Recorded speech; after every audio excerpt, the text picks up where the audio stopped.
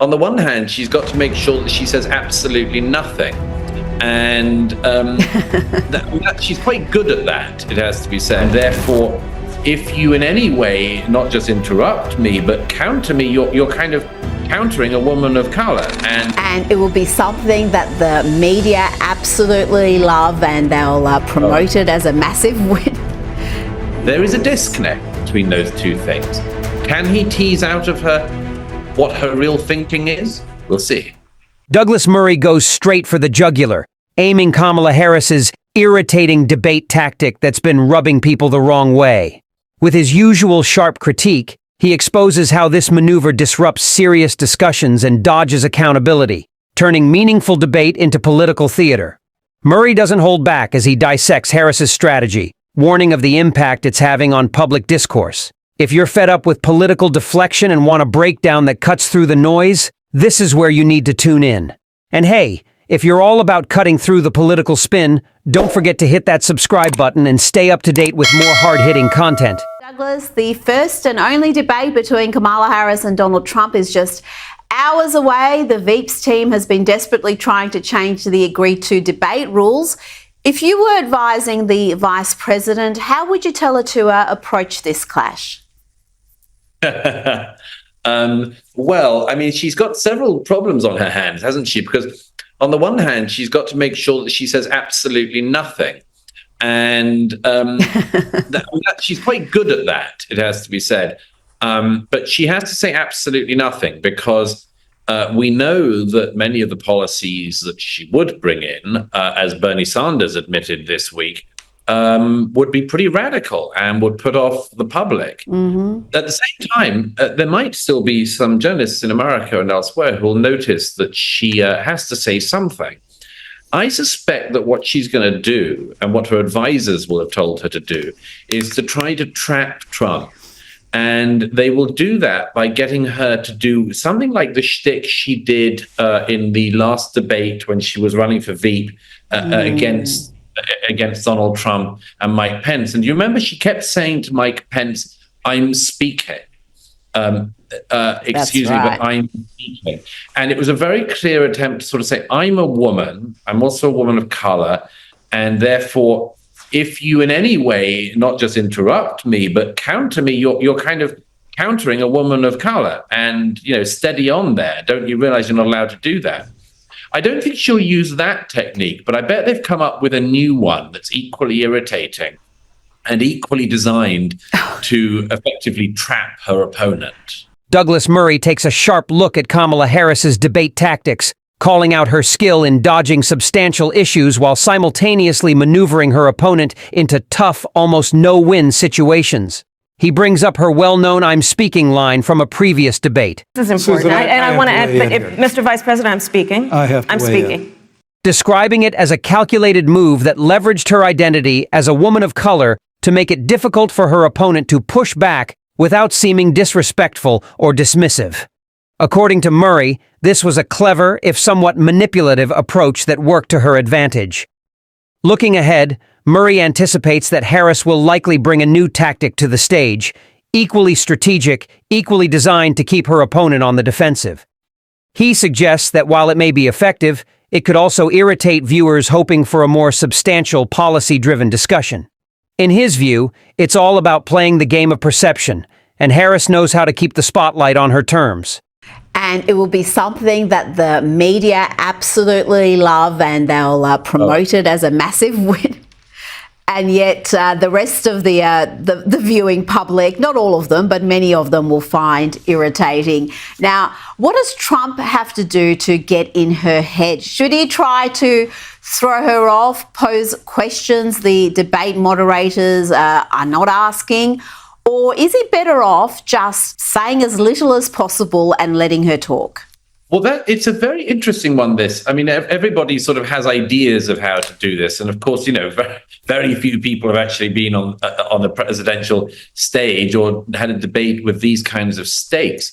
I think that it's very interesting watching Trump in recent weeks as he's he's clearly been advised, stick to policy. And as he said at one of the rallies the other week, the Democrats have been very, very personal against him. And how could he resist getting personal in response? That said, it's an extremely difficult conundrum for him. Getting personal, if she gets personal, and I think she's bound to, getting personal is kind of inevitable. And if he was to, as it were, rise above it, he might well annoy a lot of his base, who will say, we want to see you pummel her effectively. So it's a very, very tricky situation he's in. This is why, of course, the Democrats have put her forward. It's meant to sort of snooker Trump. While the media may celebrate Kamala Harris's tactics as a victory, many viewers are likely to find her approach frustrating. Murray raises the question of whether Trump should confront her directly with unexpected questions or adopt a more passive strategy, letting her talk and potentially overextend herself. The stakes are high for Trump as he navigates a tricky balancing act. Engaging with personal attacks could rally his base, who crave a fiery showdown, but if he opts to rise above the fray, he risks disappointing supporters expecting a robust defense. This strategic positioning is no accident. The Democrats have purposefully set Harris up to exploit this dynamic, making the debate a true test of political skill and wit. Nevertheless, there are two very good lines of attack that he could do.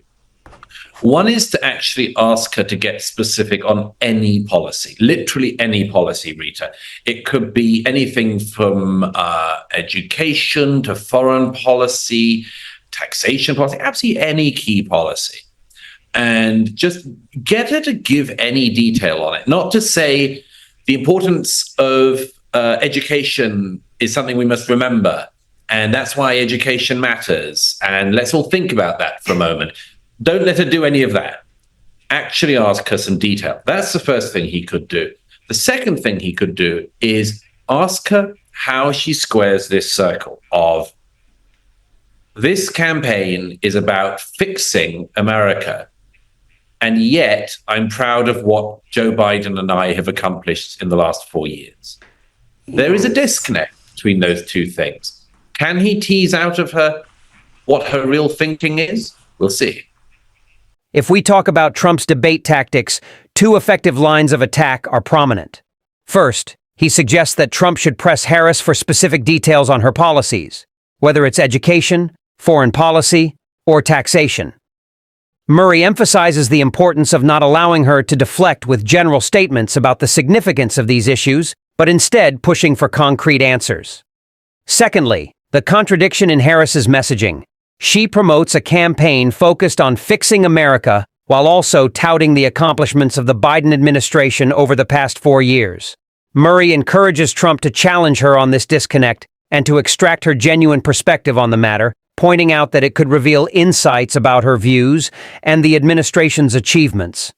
That's a very good point, because not only has she been part of the Biden-Harris administration, we've had the Democrats in power 12 of the last 16 years. So this continuous, there's a better way, the change we desperately need, well, how long do you need to actually implement it? We are getting finally a few policy positions articulated on the official Harris campaign website. And Douglas, she wants to provide a pathway to citizenship for migrants who have crossed over the border illegally. This is in stark contrast to Donald Trump, whose policy is to enact a massive deportation initiative to get rid of illegal immigrants from the country. How do you think this is going to play out? This has played out so many times in America in recent decades. When you have a completely porous border, there is always this temptation for people to say, why don't we put a pathway to citizenship for people who are in America already? And instead of having them work in the shadow economy and the black market and so on, let's bring them in, make them taxpayers, make them citizens and so on. In one way, this is a perfectly reasonable argument. The broader implications of the Biden-Harris administration's immigration policy, noting that the Democrats have held power for 12 of the last 16 years. Murray highlights Harris's proposal for a pathway to citizenship for migrants who have crossed the border illegally, contrasting it with Trump's approach of implementing a large-scale deportation initiative. Murray acknowledges that this debate has emerged repeatedly in American politics, particularly in the context of a porous border. He points out that the argument for offering citizenship can seem reasonable, aiming to integrate individuals into the formal economy as taxpayers rather than allowing them to remain in the shadows. However, he also suggests that this proposal raises significant concerns that merit further examination. On the other hand, it's absolutely lethal, because what it does is, after the millions of people who've already broken into America through the southern border illegally, it simply encourages more to come. Why? Because it says, you just got to get in, you'll get everything that you need, and you'll eventually be actually a citizen. Now, there is a critical concern regarding Harris's proposal for a pathway to citizenship for undocumented immigrants, suggesting that it could lead to unintended consequences. Murray posits that by offering such a pathway, the policy may inadvertently send a signal to potential migrants that crossing the southern border illegally could pave the way to citizenship and access to essential benefits. This notion not only raises alarm bells about border security, but also highlights the broader implications of immigration policy in an increasingly complex landscape. Delving deeper into this issue, Murray emphasizes the delicate balance policymakers must strike between providing humane treatment for those seeking a better life and ensuring the integrity of the immigration system. The challenge lies in crafting compassionate solutions without encouraging further illegal crossings. In other words, the crime of breaking into the country illegally will effectively not be judged to be a crime, and there won't be any punishment for it. The problem about this is, and it's the same problem that Europe has been going through, it's the same problem Britain's going through, it's the same problem that Australia has been challenged by in the past, as you know, although Australia has been one of the relatively sane countries on this. The problem with it is not the people who have already come. It's the millions upon millions of people who would like to come, and who, the minute that you make that pathway from being an illegal who breaks in to being a citizen, the minute you make that pathway that easy, it's just millions upon millions of people who will want to follow in the footsteps of those people. So it's always there, this idea, the pathway to citizenship, it's always there as a temptation for politicians, but they leave for their successors a bigger and bigger nightmare. Creating a pathway to citizenship for those who enter the country illegally could effectively diminish the perception of illegal entry as a crime, leading to a lack of accountability. Murray parallels the immigration challenges faced by Europe, Britain, and Australia, emphasizing that the issue extends beyond those who have already arrived to the millions who may seek to follow in their footsteps. He contends that the ease of this proposed pathway could incentivize more individuals to attempt illegal crossings, presenting a growing challenge for future policymakers. This perspective highlights the complex dynamics of immigration reform, where the allure of a straightforward solution may lead to unintended consequences, ultimately leaving successors to grapple with a more significant and complicated immigration dilemma. In this fiery analysis, Douglas Murray highlights the strategic intricacies of Kamala Harris's debate tactics, particularly her ability to evade direct questions while positioning herself advantageously in the eyes of the public. As he dissects her approach, he raises important concerns about the implications of her proposed pathway to citizenship for undocumented immigrants, warning that it could inadvertently encourage further illegal crossings and undermine the perception of accountability. With high stakes for both Harris and Trump in the upcoming debate, Murray underscores the necessity for a more substantial discussion on policies, urging a critical examination of the complexities surrounding immigration reform and the potential consequences of political maneuvering.